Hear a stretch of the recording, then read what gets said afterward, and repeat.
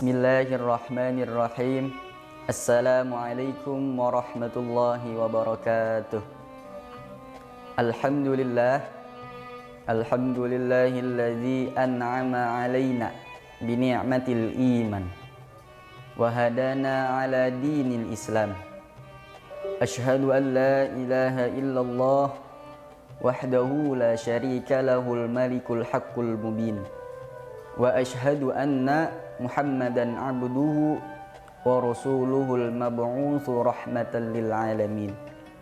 Allahumma salli wa sallim ala sayyidina Muhammadin wa ala alihi wa ashabihi ajma'in, amma ba'du. Jika kita membahas mengenai sejarah kemajuan dan perkembangan peradaban Islam, tentunya tidak akan lepas dengan nama-nama besar para tokoh agama, para ilmuwan, dan para budayawan pada masanya. Salah satu sejarah peradaban Islam yang senantiasa menarik untuk diulas adalah sejarah peradaban dinasti Abbasiyah. Pada masa itu lahir banyak tokoh yang masyhur di berbagai bidang ilmu. Salah satunya adalah Abu Nasr Muhammad bin Tarkhan bin Muhammad Al-Uzalah yang dikenal dengan nama Al-Farabi. Nama panggilan Al-Farabi diambil dari nama daerah atau distrik kelahirannya, yaitu di benua Eropa.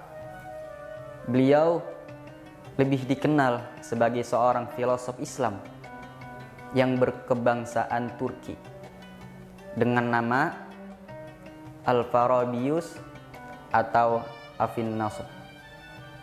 Sedari kecil, Al-Farabi ini telah memiliki rasa ingin tahu yang luar biasa. Beliau dikenal sebagai anak yang gemar belajar dan memiliki kecakapan di atas anak pada umumnya, terutama dalam bidang bahasa.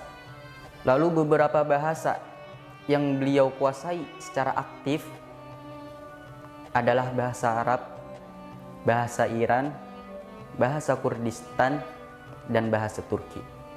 Di masa muda Al-Farabi, beliau mulai mendalami ilmu bahasa dan sastra Arab dengan berguru kepada Abu Bakar As-Sarraj di Baghdad, serta mempelajari logika serta ilmu filsafat.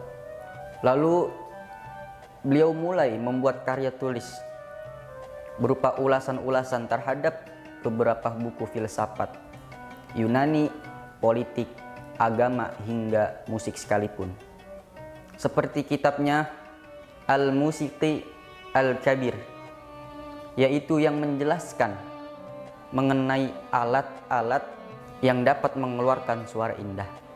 Selain itu juga Al-Farabi memiliki kesibukan sebagai seorang pengajar yang menghasilkan murid-murid cerdas dan unggul. Di antara murid-muridnya yang masyhur, di usia Al-Farabi yang menginjak 75 tahun, tepatnya tahun 330 Hijriah, beliau pindah dari Baghdad ke kota Damaskus. Di Damaskus, beliau berkenalan dengan seorang sultan dinasti Hamdan di Aleppo yang bernama Saif ad-Daulah Al-Hamdani. Lalu Al-Farabi, beliau diberi kedudukan oleh sultan sebagai ulama istana dengan tunjangan yang begitu besar. Namun dengan sikap juhudnya, Al-Farabi hanya mengambil 4 dirham dari tunjangan tersebut untuk sekedar memenuhi kebutuhan hidup. Sisa dari tunjangannya yang masih sangat banyak, beliau sedekahkan kepada fakir miskin di kota Aleppo dan Damaskus. Lalu di kota Damaskus, beliau berjumpa dengan para sastrawan, penyair, ahli bahasa, ahli fikih, serta cendekiawan yang sama-sama berjuang memperluaskan perkembangan ilmu pengetahuan sebagai upaya untuk mengokohkan yaitu untuk mengokohkan peradaban Islam saat itu. Di saat para khalifah Bani Abbasiyah, saat itu yang benar-benar menghargai ilmu, selebih lagi ilmu pengetahuan. Lengkaplah sudah para cendekiawan dan ilmuwan muslim dapat mengembangkan dengan maksimal potensi kecerdasan yang mereka miliki. Al-Farabi, beliau adalah seorang cendekiawan muslim yang memiliki pengetahuan yang sangat amat luas. Kecintaannya terhadap ilmu pengetahuan dibuktikan dengan mendalami berbagai macam ilmu pengetahuan, serta beliau mengarang buku-buku ilmu tersebut. Kecintaan beliau terhadap ilmu pengetahuan berhasil mengalahkan godaan gemerlap dan kemegahan kehidupan istana. Al-Farabi menghabiskan sisa hidupnya di kota Syria hingga beliau wafat di usia 80 tahun. Al-Farabi kemudian beliau dimakamkan di perkuburan luar gerbang kecil kota Syria bagian selatan.